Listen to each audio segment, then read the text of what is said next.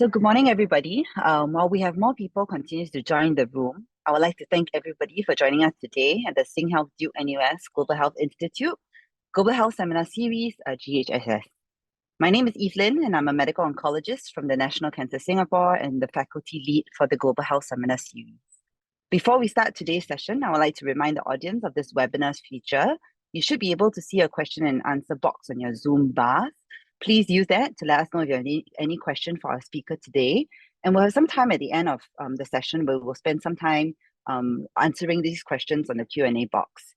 So together with my colleagues, Natasha and Glenn, both education associates here at SDGHI, we are delighted to host Professor John Lim, our very own policy core lead here at SDGHI in our first of the 3 sessions on global health policy. So Professor John is also the founding executive director of Duke-NUS Center of Regulatory Excellence, which is CORE, and the inaugural chairman of the Consortium for Clinical Research and Innovation in Singapore, as well as the senior advisor at the Ministry of Health, MOH. Formerly the CEO of Singapore Health Services, Health Science Authorities, and the Deputy Director of Medical Service in MOH, Prof. Lim has also held many senior positions in the Singapore Health and Education Ministries. He is a member of the Singapore Food Agency Board, a member of the, he's also on Singapore Medical Council Board, US Pharmacopedia Council of the Convention as Asia Pacific Region Chapter Chair, the APEC Harmonization Center Advisory Board, as well as St. Andrew's Mission Hospital Board, among other things. Prof. Lim graduated in medicine from NUS and has a postgraduate degree in public health from NUS and health policy management from Harvard University. He has joined academic appointments at the NUS and Socioeconomic School of Public Health and has been awarded the DIA Global Connector Inspire Award and the Regulatory Affairs Professional Society Founder Award for leadership in promoting global collaboration and shaping regulatory practices and policies throughout his career. So without any further ado, we are very pleased to be hearing from him today as he touched on this seminar series with the topic of shaping health policy from development to practice. And with that, I hand over to you, Prof. Lim, please. Thank you very much, Evelyn, and also to Natasha and Glenn for arranging this. It's a great pleasure to join you today. Let me share the screen and hopefully you can see my slides and then I'll go on from there. Okay. Yes, we can see, no problem. All good. Excellent. Okay. So anyway, this is my topic that's given to me. I don't profess to be a great expert in global health policy development, but as you heard from Evelyn, given my background, I've spent many years actually in Ministry of Health and Health Sciences Authority related settings looking at health policy. And of course, we've in my center at Duke-NUS over the last 10 years, we've engaged a lot in terms of regional engagement at the Asia Pacific level, dealing with many countries, both in terms of LMIC settings as well as developed settings. So what I really see this talk as doing is giving a kind of primer, because there are meant to be 2 more talks after this, which will deep dive into more use cases. So without further ado, let me first talk about SDGHI, which I hope most of you are familiar with. But as you can see, there are 5 core areas of focus of the Sing Health Duke-NUS Global Health Institute. And where I'm coming from is the area on the left, the column, which is the policy core, which aims to support best practice for policy impact in Asia. And it's a small core, and there's a lot more work that needs to be done. And in the course of this conversation and lecture, I'll be sharing some thoughts about challenges that we face, things we can do in terms of enhancing knowledge and awareness of policy development, and also how the audience, whether you're in Singapore and other countries, can perhaps be more engaged in this. Because my personal take is that healthcare professionals, whether you're doctors, nurses, in terms of other areas of healthcare support, you really need to step forward a lot more in terms of health policy development. And this goes beyond just the institutional level, but when we think of health policy, we're thinking at the national level, and that, of course, goes to regional and global levels as well. So the roles of the policy core are broadly these. We want to be a reference center for policy solutions, working with governments and stakeholders to enhance policy making. We want to provide a platform for dialogue amongst these stakeholders so that they will engage, they'll coordinate, they'll collaborate policy research efforts. It's also important in terms of the last 2 bullet points to increase awareness of policymakers themselves, who may actually be actively involved in policymaking about the utility of structures and methods to present policy solutions. Because certainly in my own experience in the Ministry of Health in Singapore, a lot of what we do is really almost on-the-job training, and they're very good policy decisions and the way they come together, because I think they're good people making those policies. But I think it can be even more effective when policymakers are more structured and use frameworks to address policy making. And so that, of course, then is relevant to the last bullet point as well, to increase awareness and competency in the use of policy analysis in policy research and implementation. Briefly, of course, we're coming from the SDH policy core, but predating the establishment of SDGHI in 2018, my Center of Regulatory Excellence core was established in 2014. So we're celebrating our 10th anniversary this year. And it's really a capacity building think tank advisory center. But in relation to the topic today, we also aim to promote policy innovation and thought leadership. This is very much from the regulatory space, and where we started with a strong emphasis on health products regulation. In fact, the theme of our 10th anniversary conference next month is looking at the way in which health products and health services regulation is converging increasingly rather than being in silos. And this is not usually the way that most countries and ministries of health look at regulation or regulatory policy. So it is a trend we're seeing, and I think it's important that we have this conversation so that policymakers are aware that, in fact, it's not just doing business as usual, or not just even applying frameworks that we've traditionally used, but there is a movement forward. And that's very important when we think of future health policy making. And of course, I've already described the SDGHI policy core, but we really would like to encourage a community of practice, to encourage not just within our academic medical center, but across with partners in other institutions in Singapore and other parts of Asia, Southeast Asia, and the world, so that there's greater policy research, analysis, and implementation to address the fundamental concerns regarding health inequities. And policy solutions must be evidence-based.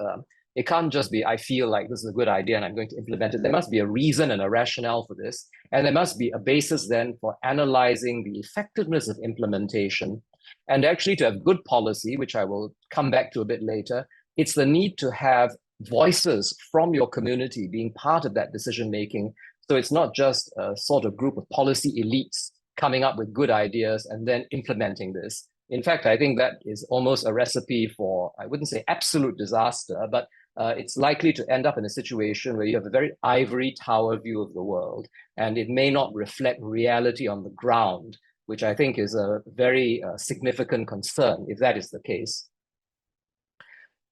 Now, in terms of what we're doing, bear with me a bit more. I'm still talking about SDGHI, but what we have done within our academic medical center in SingHealth and Duke-NUS is that we launched a Global Health Project Registry in September.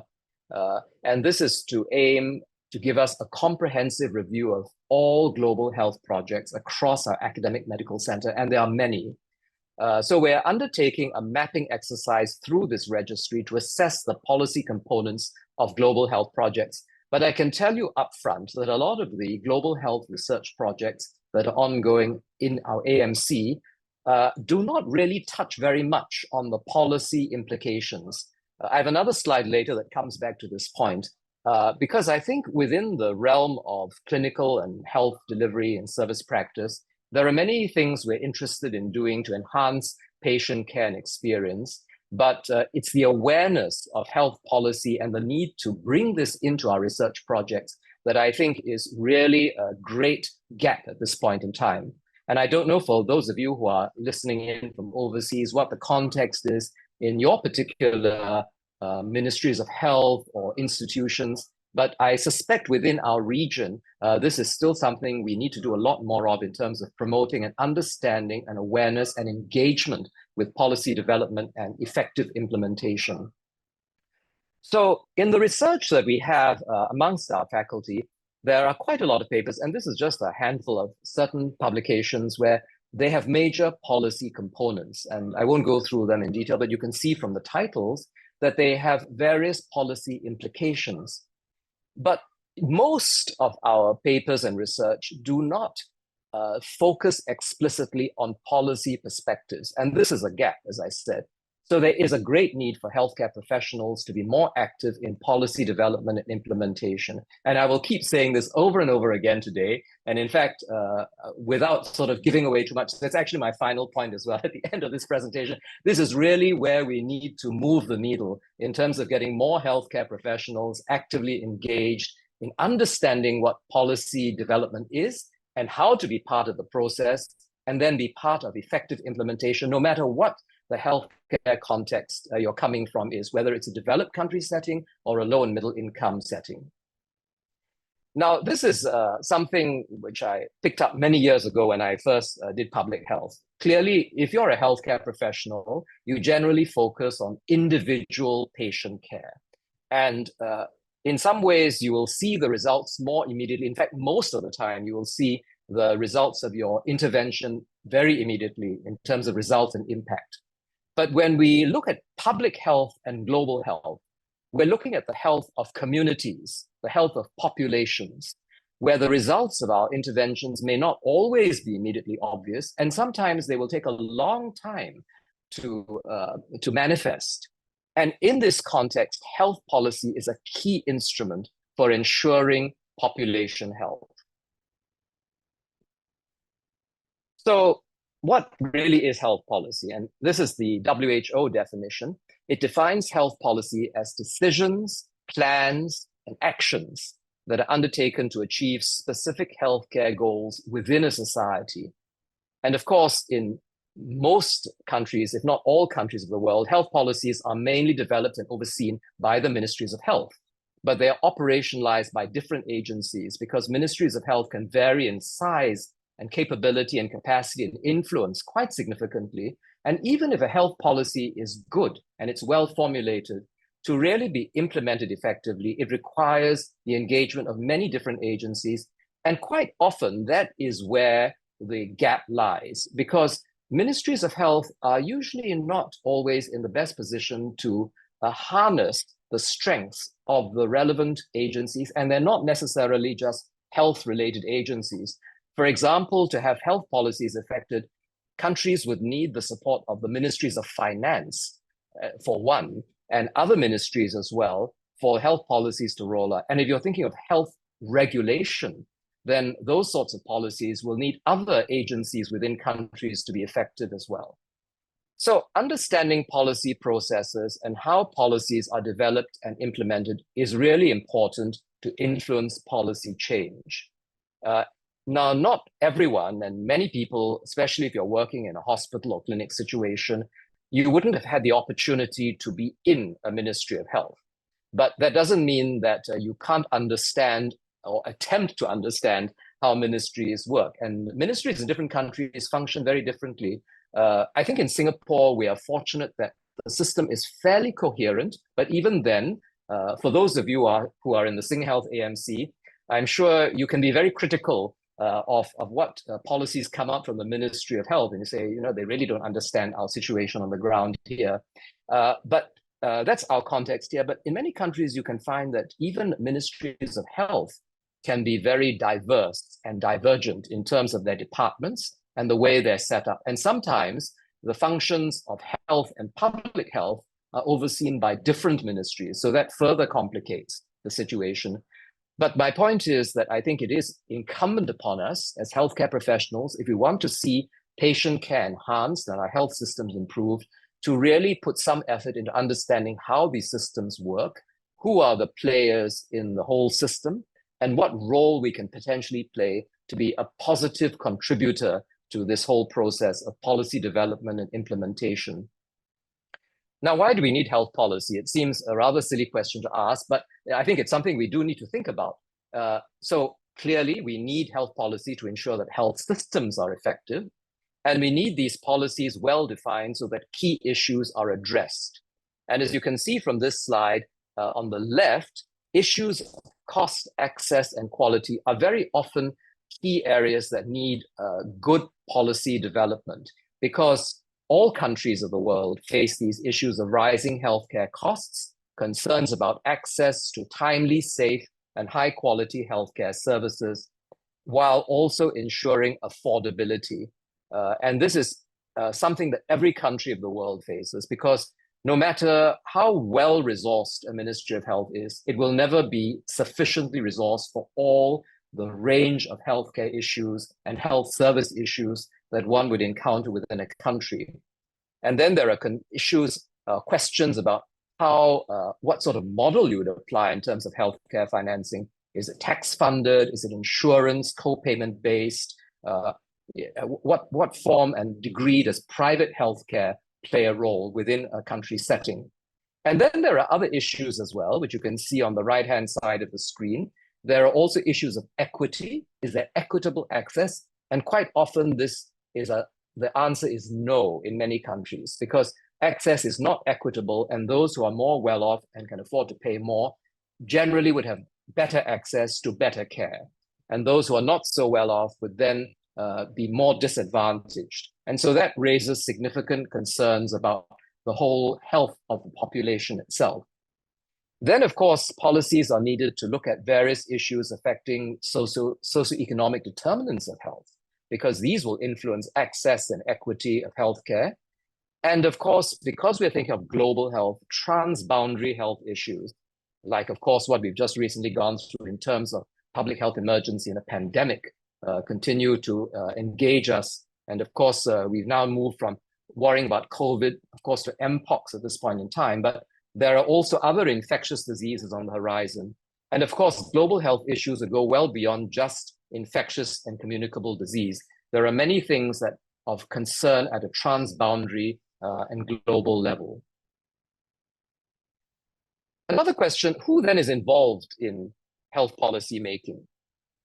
And as I said earlier, it is not just the exclusive domain of health ministries, or for that matter, even healthcare professionals, even if healthcare professionals are very involved. Health policy making takes place in a very complex environment. There are national issues, there are subnational issues, there are global policy issues. And within each of these tiers and across these tiers, there are interconnecting networks and relationships that can either positively or negatively influence the impact and effectiveness of any policy that is made. Then, of course, because public health really has global impact, and we're increasingly aware of this. I mean, it has always been the case, but certainly through the pandemic, we realized this. If we didn't realize it before, it certainly struck home there. This means that health policy making cannot just be confined to considering only local or national concerns, which means even if you are effecting a policy specific to your country, you would still be taking a look or referencing what other countries have done in similar situations to see whether there is anything you can learn, and whether, in fact, the effectiveness of implementing that policy within your national jurisdictions could, in fact, benefit from some kind of collaboration with other partners overseas. And the fourth bullet point is important because identifying actors and examining their role and interactions in the health policy arena and the policy networks are two important elements in health policy analysis. Because again, if you just make a policy and roll it out and you have not considered who is affected or impacted by this, who would be necessary to ensure the success of it, then I think the likelihood of, I would say, failure on the one hand, but even just less successful implementation becomes far more significant and real. And this slide just gives you an overall view of the diversity of policy actors. So you can look at the details yourself, but you can see there are individuals and communities, there are national players, there are regional and global players, and there are others. So if we look at the first column of individuals and communities, obviously public and patients are the ultimate recipients of health policy, and they have a vested interest to participate in policy making. There are volunteer or lobby or activist groups, and these tend to be mainly issue-oriented. And there are some examples there that it is important then to have public engagement in various town halls, to engage also the relevant volunteer groups, for example, in the specific case of mental health support in national health policies, to understand what are the concerns and what is a good health policy to ensure this is happening. Then at the national level, as I said earlier, the Ministry of Health is the main policy actor, but health issues involve other players, including, as I said, finance. And I flag that out because quite often ministries of health do not know how to speak the language to make their case for the adequate financing of health policies.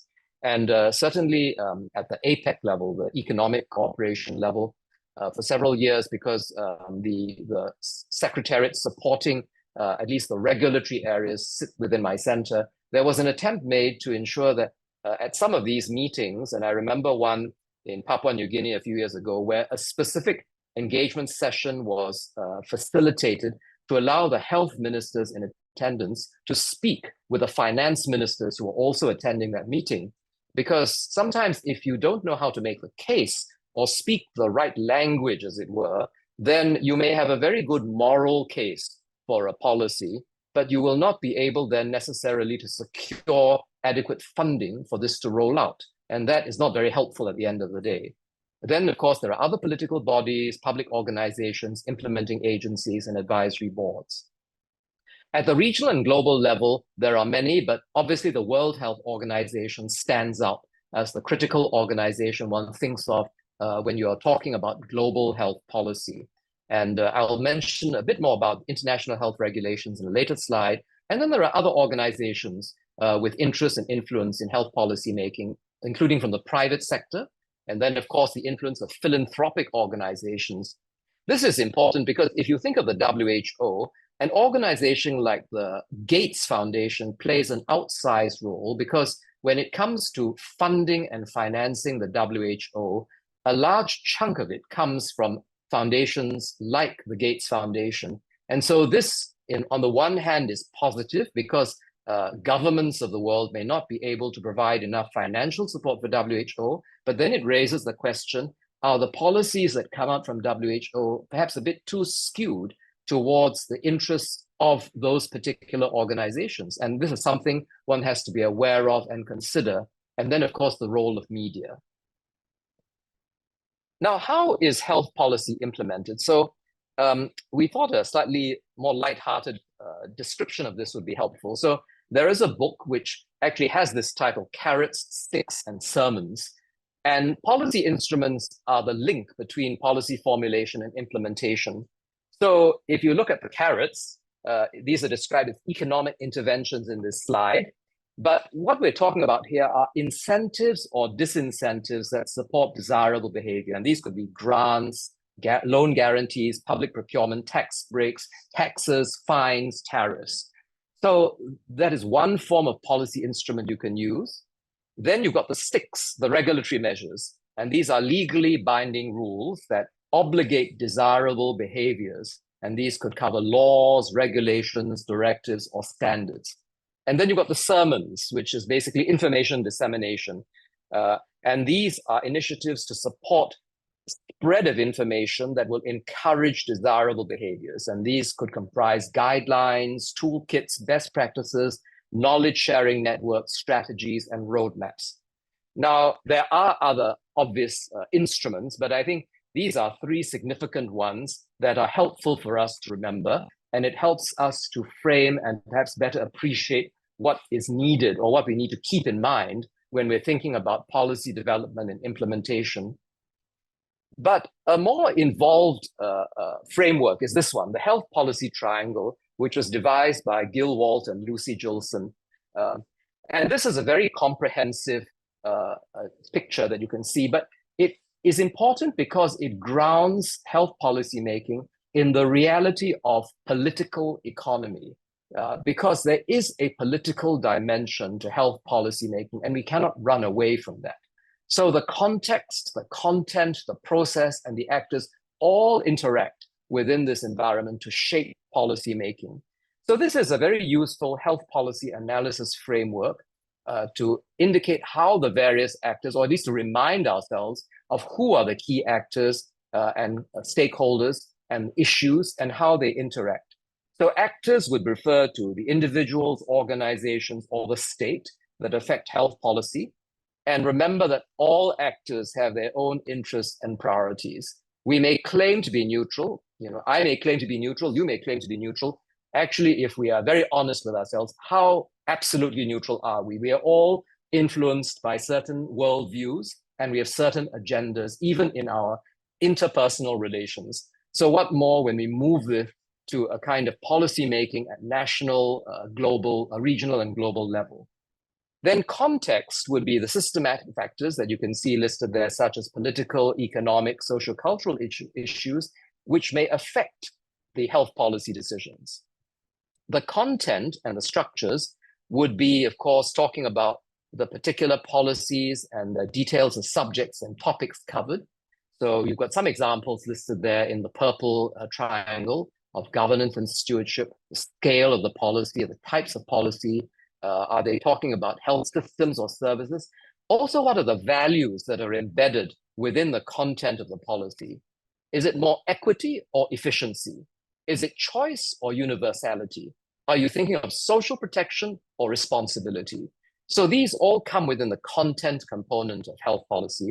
And then finally, the blue triangle of processes, the way in which policies are initiated, developed, or formulated, also how they are negotiated, how they're communicated, implemented, and very importantly, how they're evaluated. Because you can't just roll out a policy and then just leave it running on its own without assessing, is it effective or not? So coming back to this point, policy development is a complex process. It may seem, if we've not had experience in it, it may appear to be a fairly straightforward process from development to policy implementation as a straight line. But the reality is that it's really more like this, right? When you move from policy development to implementation, it's a very convoluted, messy process. And we need to go in with our eyes open if we want to be usefully engaged in policy development and policy making. Otherwise, you probably end up extremely discouraged and disillusioned at the end of the day and say, I don't want to be involved in policy making anymore.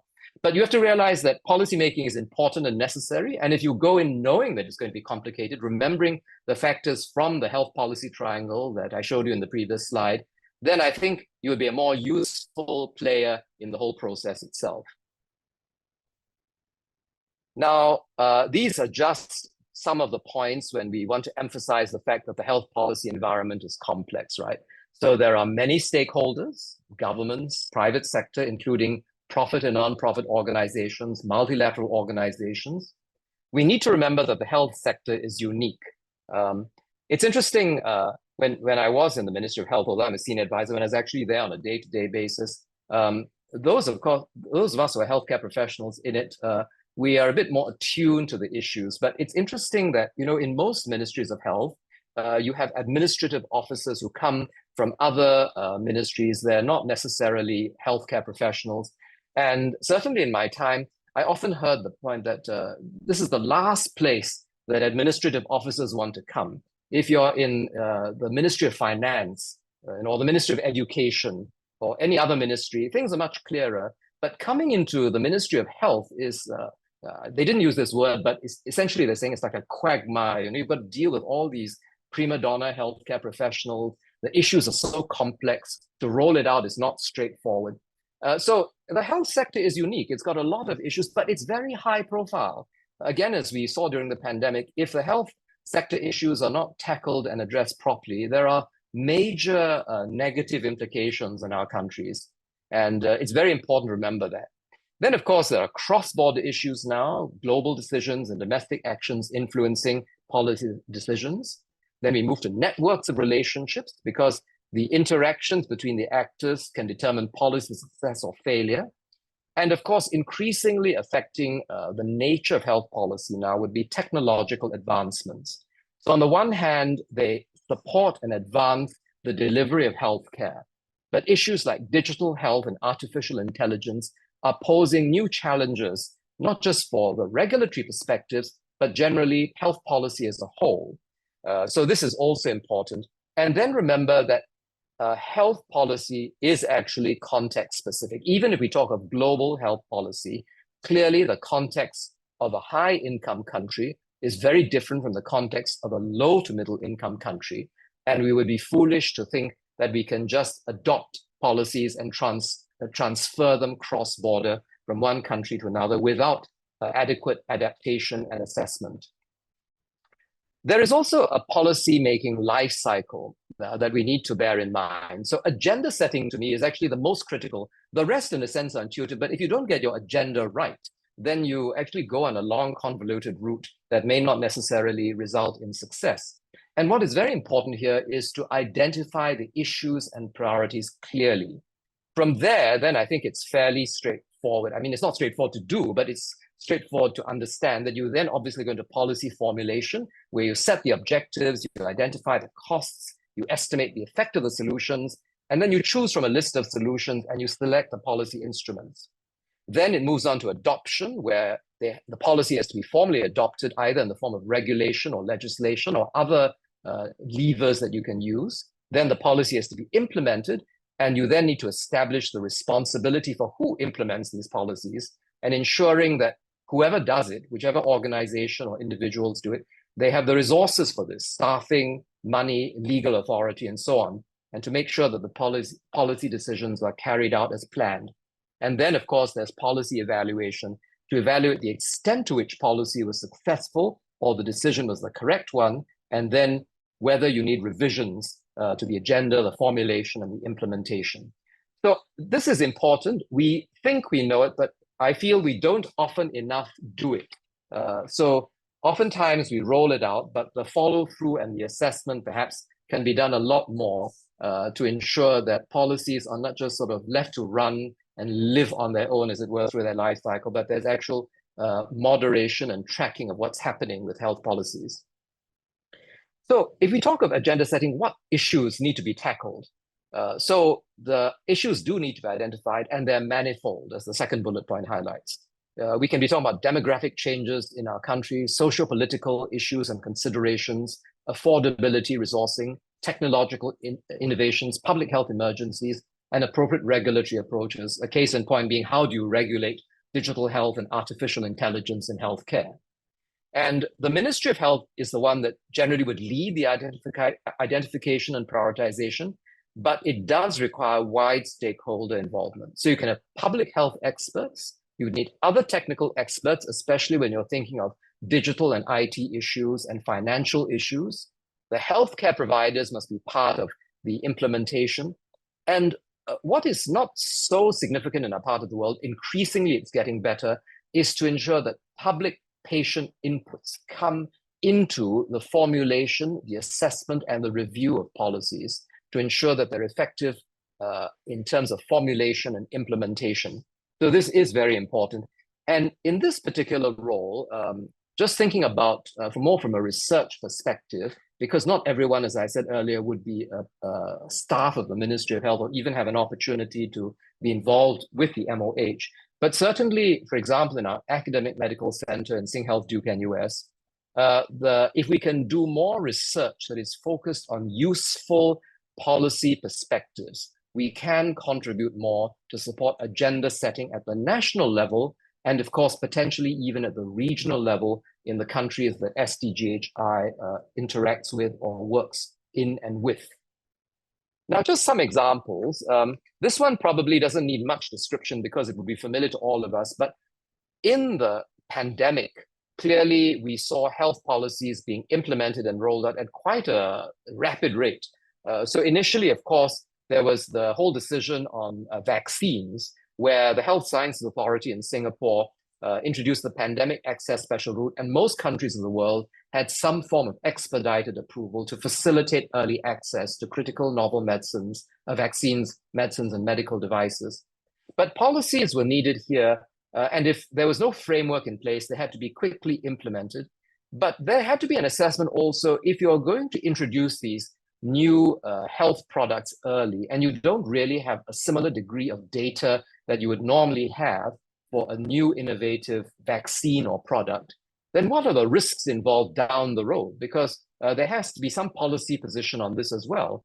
If, for example, there are significant adverse events that are going to come through, who is going to be liable for all this? And how do you manage these situations? And clearly, if your policies are clearer on this upfront, it's much easier to follow through. Then, of course, there were policies on the progressive rollout. So a clear one was we would start vaccinating healthcare workers first, then the elderly, then the general population. And as evidence was made more available, then new vaccines were added on. And the whole range of policies that we saw some changes, rather rapid changes initially, like the one on wearing masks. Then, of course, crowd control, border restrictions, and location check-ins. And in Singapore, we actually saw a lot of policy changes that at times confused us to some degree, but they were necessary because at the end of the day, as we look back, and there was a parliamentary assessment and review on this, the conclusion was this was necessary, it was well done. It might have been viewed as extreme, but certainly in our context, it was viewed as better than just sort of being very unclear and vague about it. So this was an experience I think we went through, whether in Singapore or any other country.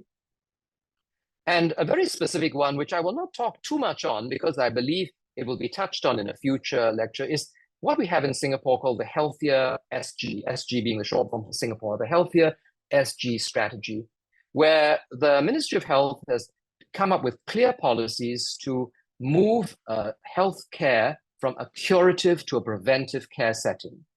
And we've actually talked about this for a long time. We've always said for a long time, really, healthcare, the locus of this should not be in acute care settings in hospitals, but really preventive care is most fundamental, especially from the point of view of preventing chronic illness where it's possible, and also managing healthcare costs within a country.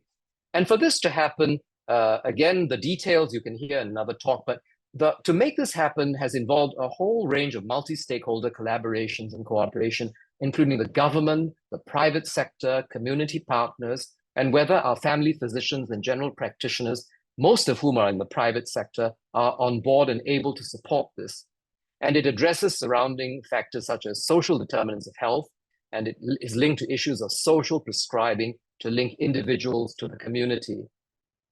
And so the strategy as a whole is a very useful use case to illustrate the complexity of agenda setting and health policy formulation and implementation to address our country's socioeconomic political imperatives in managing two key areas: rising healthcare costs and the fact that we are quickly becoming a super-aged society. So this is a very useful case if you're thinking about looking at health policy formulation and implementation, and it's still rolling out, so it will still need to be assessed and evaluated going forward. And then the last use case, which is very broad, of course, is, of course, global health policy development, where policy actors in global health are responding to challenges in global governance and public health and transboundary problems. Now, of course, we all know that the WHO is a UN agency. It was established in 1948, and it is the one that plays the preeminent role in global health governance by establishing, monitoring, and enforcing international standards and coordinating multiple actors towards common healthcare goals. It sounds very good.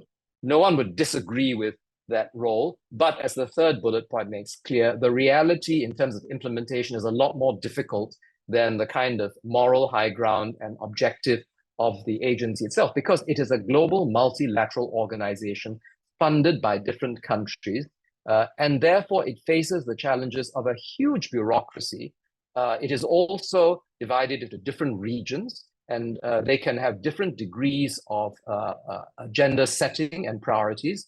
And it faces funding constraints, but also the concerns of polarizing politics. So this is the reality, the complexity of global health policy development. It doesn't mean one doesn't do it. And certainly we should continue to support the WHO in all ways possible to ensure it succeeds. But we need to go in and realize that it is not a straightforward process.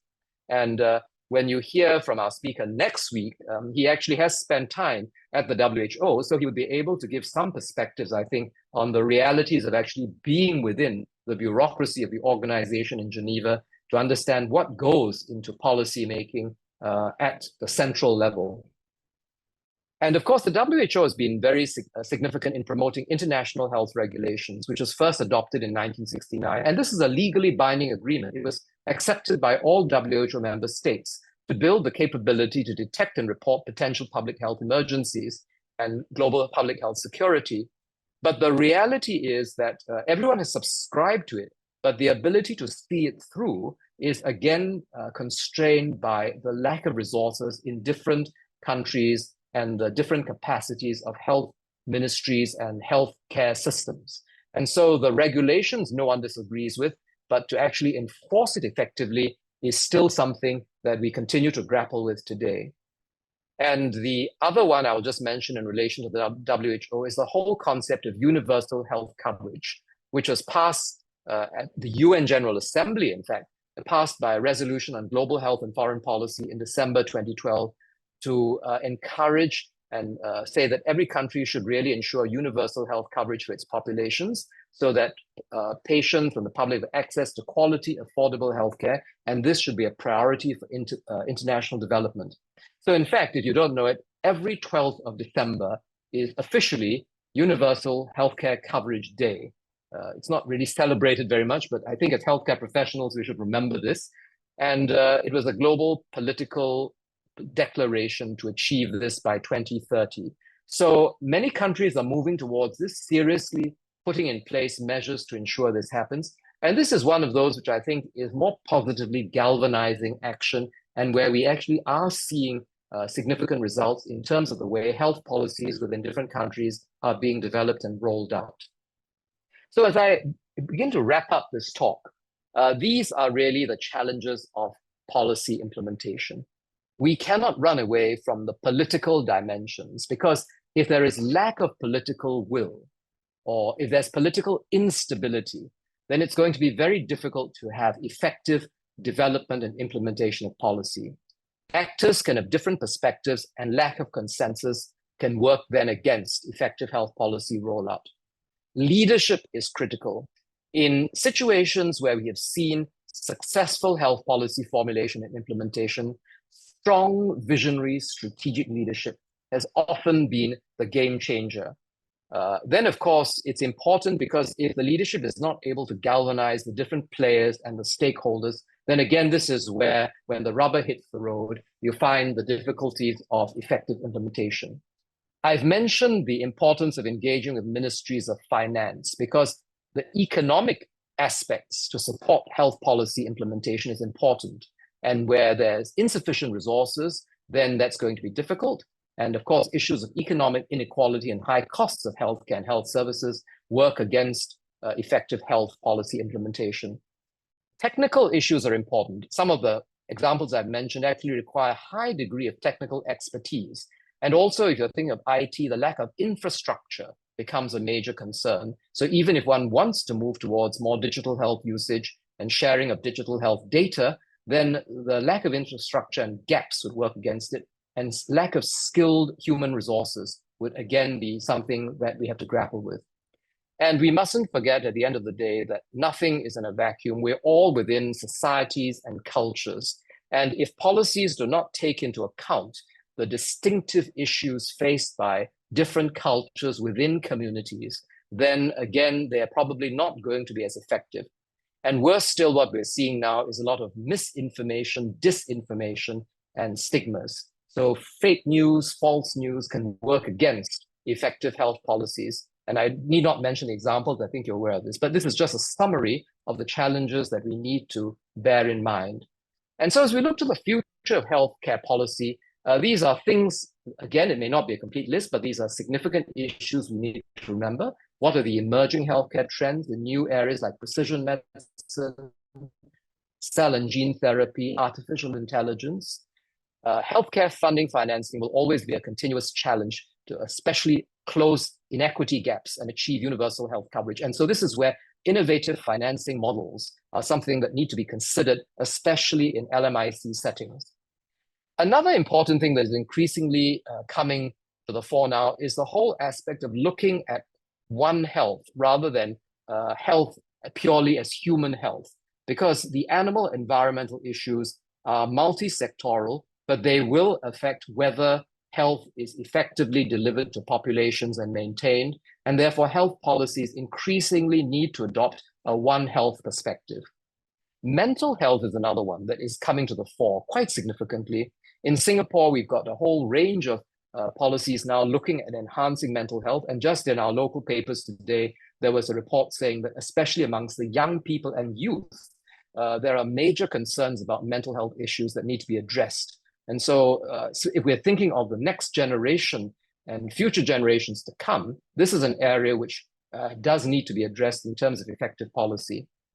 Climate change is one of those where health is intrinsically linked to climate and the environment. And a bit like One Health, our health policies of the future will need to look at environmentally sustainable solutions and the impact of climate health.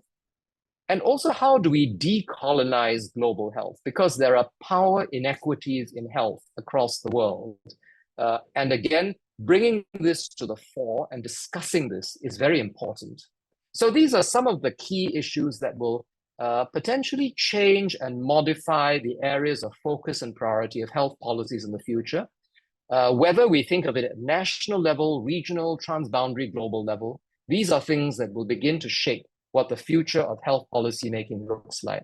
And so in summary, very simple summary, it's a very complex process when we think of health policy development, many stakeholders with different interests and competing priorities.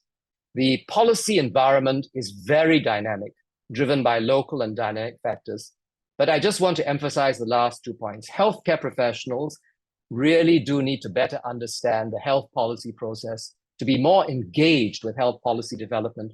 And because effective and impactful health policy will enhance population health and well-being, I urge all of you here and whoever is within your circle of influence to encourage them to be more open to engaging in health policy development or research so that we all can make a difference to enhance the health of our populations in our countries. So with that, thank you very much. I'd like to thank my colleagues, Dr. Koo Yung Kian and Dr. Martin Lee, who were invaluable in helping me put this presentation together, and we were bouncing ideas off one another. So I'm very grateful to them. And with that, thank you very much, and I hand the time back to Evelyn. Thank you very much, John. I think I enjoy how so many people are actually reacting to your talks. I see so many hearts and thumbs and claps being given. Thank you very much. Because I mean, it's very lonely to give a webinar and you can see everybody there. So it's great to see that everybody is digitally involved in this talk that you had. And I think the examples that you shared, illustrated the importance of collaboration and adaptability in creating effective health policies. And I'm truly already can see, all this perspective definitely shedding light on the critical challenge and opportunities in the field. While waiting for the rest of the questions to come in, we do have a few questions already that's already been posted on the question and answer boxes, and I would love to actually address those questions. Many questions coming in. Thank you very much for putting in. So we will try to answer as many questions live as possible. I'm aware that this is also academic talk as well. So maybe for the very first question, let's just go to the very first question on population health research. How can population health researchers from academic institutions help in the development of policies? Yeah. Perhaps you can take that question first. Well, it goes back to a bit I was saying. I mean, firstly, we need to be actively involved in research that is relevant, right, to health policies in the first place. So certainly within our AMC, I think we need to do a lot more. But this is true of whether in a public health school or any other institution. So the relevance and usefulness of the nature of research is important because clearly, if you just have a very esoteric topic that doesn't sort of resonate, right, with the needs of the healthcare system within the country, then you're not going to have much of a seat at the table in the first place. But once you, I think, begin to be more impactful, whether in terms of publications, what one talks about and engage in conferences, you do actually begin to become a more credible partner. Certainly within our Ministry of Health, there's a lot of looking out to, for example, not just our SDGHI, but the Salisbury School of Public Health, to look for experts to help support. And I often find that policymakers in health, in certainly our health ministry, but I believe in other countries too, are actually looking for expertise which is relevant, that is to the point and must be realistic. I think these are things that are important. So when you think of population health, there are many issues there, but if you start with relevance and then you begin to be engaged, and when there are invitations to participate in various task forces and work groups, certainly come forward and be part of that. And I think the other aspect is that the community of population health researchers within any community also need to work together, because if you're like a lone ranger, you may be, of course, a great thought leader and key opinion leader, and you would have a certain traction already. But I think if the population and community of researchers is coming up with good stuff that is really addressing concerns and issues, I think certainly you will not have to wait too long to be invited. Having said that, when you are, as and when you are invited, then some of the things I said earlier, you do need to bear in mind, because pure policymakers, I would say, think in a certain pragmatic way. And what may be very significant to you, especially if you've come from a healthcare practitioner setting largely, you tend to be focused very much in terms of the issues that are perhaps a bit more close to your heart in terms of dealing with patients. You really do need to take that broader, wider perspective and try and put yourself in the shoes of the policymakers and the issues they're facing. And remember, because I know this series has the word politics in it, there's a political dimension. So if we're too naive in the way we are proposing and suggesting policy solutions, then of course we can be heard, but again, it may not necessarily take into account the realities within our communities. And of course, I'm talking largely of Singapore, but in any country, I think this is the case. And I think in many countries, that dimension becomes even more significant because where there is instability, where there are many changes going on in terms of governments and priorities, then I think that is even more critical that you're seen to know and represent your area of domain expertise well. Yeah, and I think that's a good follow-up to the next question because, obviously in Singapore, we have a lot of political stability, and this is not something that's actually seen in the rest of the region as well. But maybe before we actually go into the regional policies making and your experience in that, perhaps one of the questions that we do have, and I've seen some people actually put up, is what opportunities are there currently existing in our Singaporean system, right, that actually allow us researchers, public, to be involved in this policy making process. I mean, if I have something I want to say, what's the best way to go about doing it? And more importantly, you mentioned earlier in your talk that while people making good policies are, you have to include good people, the structure, the framework, and some sort of a methodology. Internally, what kind of checks and balance do we need in order to maintain the integrity of the policy development world? Now, you can take this from a local context, you can take it from a regional context, but I think at the end of it, it does boil down to sort of the political stability of the nation that we actually live in. I'll leave it very general. Remind you that this is going to be uploaded on YouTube as well. So with that, feel free to take the question. Yeah. When you say the check and balance, you're referring to within a ministry setting, is it? Because your first part was asking how do people get engaged in the first place? Yeah, so I mean, the question that we have is actually more from the Singaporean system. I think it's basically okay. it's a twofold question, I would say. One, it's what can academics or individuals do in order to get our voices heard on a policy basis. And I guess the second one would be there are individuals that are making all these policy decisions on a sort of I guess a larger sort of outlook perspective, and what kind of check and balances do we have, or at least in your experience that you've seen so far, that helps to maintain this integrity in a policy making sort of platform. Yeah. Certainly within our context, it goes back a bit to what I said. I mean, in fact, the ministry does actively reach out for views, largely through, of course, existing unappreciated or recognized policy forums.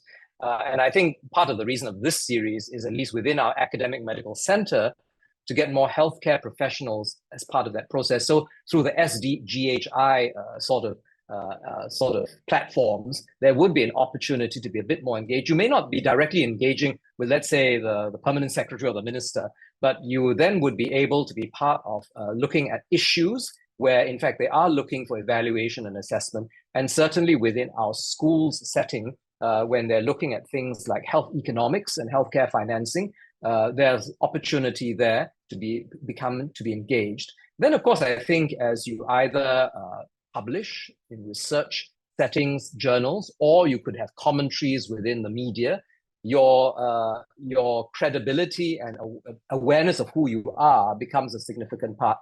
But I would say that you have to be realistic as well. I mean, if you just put up your hand and say, I want to be recognized as an expert, it's not necessarily going to be the case. So it is a bit of knowing who you know or who knows you, and then using those and expressing your interest in being part of these panels and forums. And in fact, especially when there are new policies being surfaced, because our Ministry of Health does actually float this out for feedback at times. in roundtables, town halls, and sessions, then be present and speak there. And that's at least the first step. Then, of course, as you become more engaged in the process, then you are recognized and you can contribute more significantly as you are recognized as an expert, or at least someone who's more knowledgeable in this area.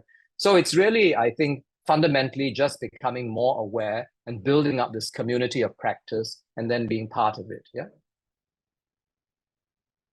Yeah, great. And Oh, sorry, you were politically, asking me about how yes, how to have a stability check and check and balance. balance. Yeah.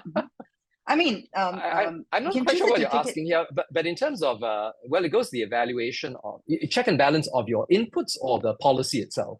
Yeah, so I mean, it really depends on the. I suppose it really depends on the government itself, right? On the country that we're talking about, because every different country will have their own political stability and the way that's actually done. I think internally, I think what the person is trying to ask is whether or not within our own policy making sort of government and platform, what are some of the, say, stakeholders that actually policymakers actually kind of approach to ask them whether or not, hey, is this policy really going to help implement on the ground? Like, are there actually, say for example, a policy is actually put in place, 1 year later, does the policymaker actually go back to see whether or not whatever that they had intended, it's actually seen on the ground?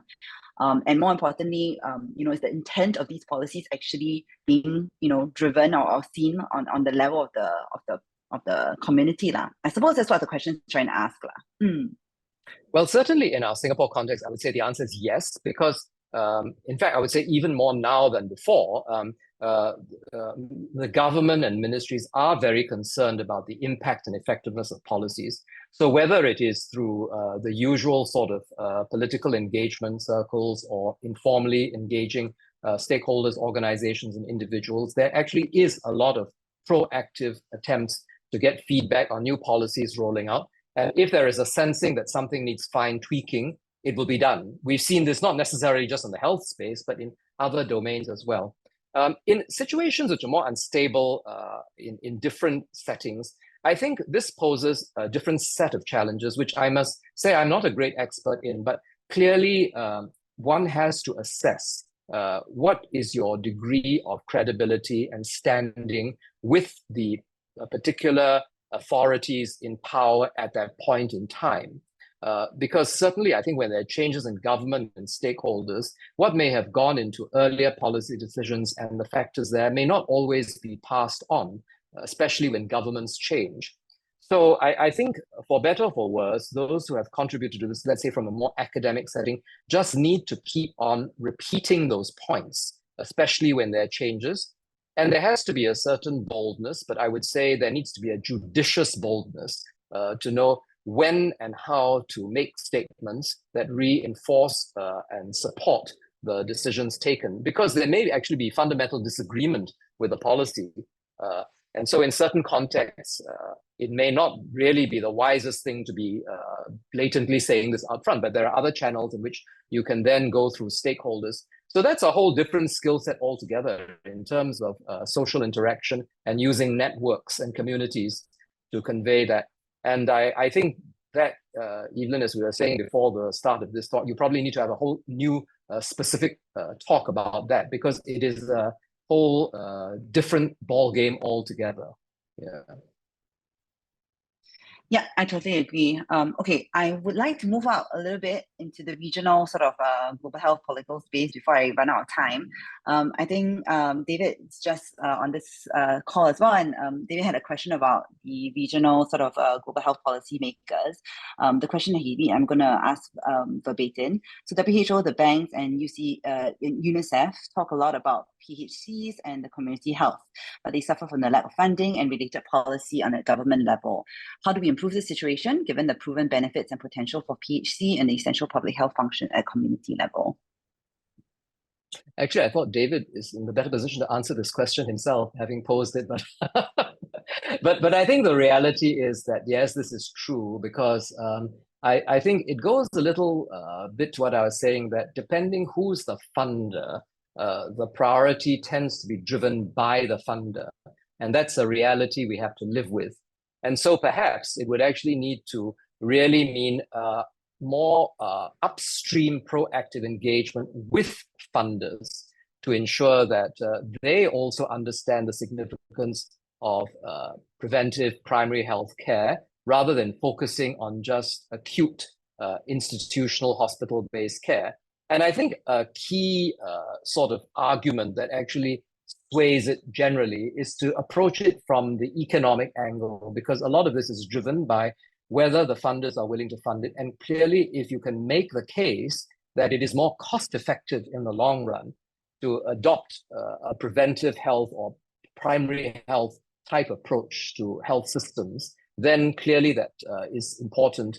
I think the challenge here is that this has been said for a long, long time. It's not a new message, but the evidence for this needs to be clearer. So I think this is an area where research can do a lot more in bringing out the economic argument to prove that case, so that as it's brought to then the funders and the agencies, it actually supports that movement and then prioritizes those areas more. So I think that in a sense is my broad answer to that question, but I think we can engage with this in more detail in another forum as well.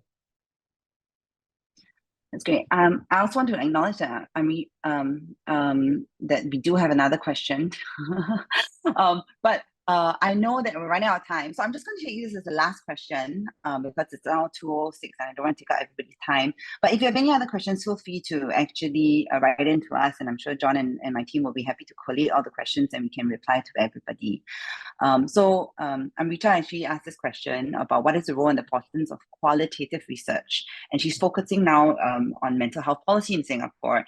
You mentioned a little bit about really, getting it from a health economic policy point of view and really pushing out the research in that sector and that area. Perhaps you could also, now with our new Mental Health Alliance, we could talk a little bit about what should be the direction of some of these research that we're going to be generating to help to actually make some impact on a policy level. Yeah. I think my broad answer would be, in fact, there is a lot of openness to qualitative research in this area because it's not a quantitative question in most cases. I mean, you can talk about the numbers affected in terms of the mental health burden, but clearly it's the quality of the qualitative research, I think, that will make the difference. And if there is more sort of focus on this, certainly in our context, the Health Ministry recognizes that not everything is quantitative in terms of data and evidence. And if we can actually get good qualitative research, especially in a significant area like mental health, it does actually help refine the policies, how they're implemented, and how they can be further made more effective in looking at the different population groups that are affected by this. So I'm not a great expert in mental health. There are other colleagues in SDGHI who are, but I would say that clearly it goes back to my broader point earlier that we do need to focus our priorities in terms of global health and even population health research. And if we can do more in this area, in a specific area like mental health, we would certainly be able to contribute and help refine the policy within our own setting. But actually, I think it applies across all countries because mental health is a burden in many, many other different settings, but the context can be quite different. Thank you very much, John. I'm well aware it's 2:08, it's the lucky number 8. I would like to close the session today. I truly appreciate your dedication to improving, all the health outcomes and your willingness to engage in this platform for a meaningful discussion. And I think this talk today definitely inspired all of us to think more critically about the role that we can play in this vital area. Because we still have 2 more sessions to the rest of the audience that's actually still online, it would be great if you guys could actually help us fill out this QR code. Tell us more about what are the things that you want to know in the area of policy and global health policy. And my team and I will try our very best to invite speakers that's related to your area of interest and could be in mental health, could be in drug access, could be in regulatory advocacy work and so on and so forth. And it'll be great to hear everybody's interest, particularly so we can line our talk with that. So without any further ado, once again, I would like to extend my great gratitude towards John and his team for coming. And I think Natasha also has some slides that we might be able to say what are the upcoming talks, but we will have an upcoming talk in the next month where Dr. Clive will be actually talking to us a little bit more about the policies that's actually implemented in Singapore on population health level. So do look forward to that and do sign up when the QR codes and the webinar registration links are up. So once again, thank you very much for your time, everybody. 10 minutes late, but I think it was totally worth it. So thank you very much. Good night. Hey, good day. Yes, I think you need a rest, Evelyn. Thank you. No, I mean, there's so much things that I want to think about now, and I think I was taking so many screenshots, and so many. I'm sure a lot of people are taking screenshots. You can see from all the emoticons that everybody is sending, and I've got so many text messages right now. So lots and lots of thoughts about what I want to do further on. But really, thank you very much, John. It's a Thank really, you really so great much, Evelyn. session. It's been a pleasure. Right. Bye-bye. Thank you, everybody. Bye, everyone.